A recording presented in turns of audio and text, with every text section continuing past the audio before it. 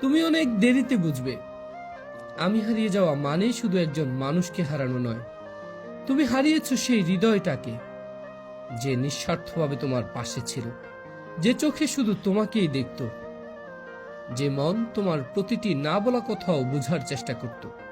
একদিন হঠাৎ খুব মনে পড়বে আমাদের সেই সব দিন যখন আমি ছিলাম। তখন হয়তো তোমার বুকের ভিতর এক অদ্ভুত শূন্যতা বাঁধবে, কিন্তু আমি তখন থাকবো না। আমি চলে যাওয়ার পর তুমি টের পাবে এই স্বার্থপর দুনিয়ায় নিখুঁত ভালোবাসা আসলে কতটা দুর্লভ।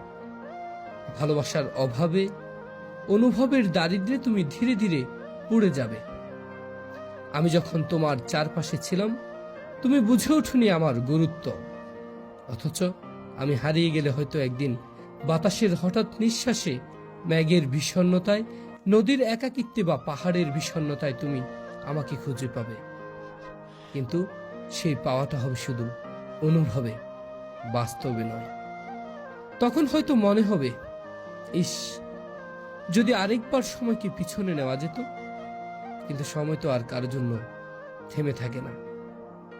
মানুষ যখন চুপচাপ সরে যায় তখন সে আর আগের মতো ফিরে না। তুমিও একদিন বুঝবে ঠিকই, খুঁজবেও ঠিকই, কিন্তু আমি আর ফিরব না।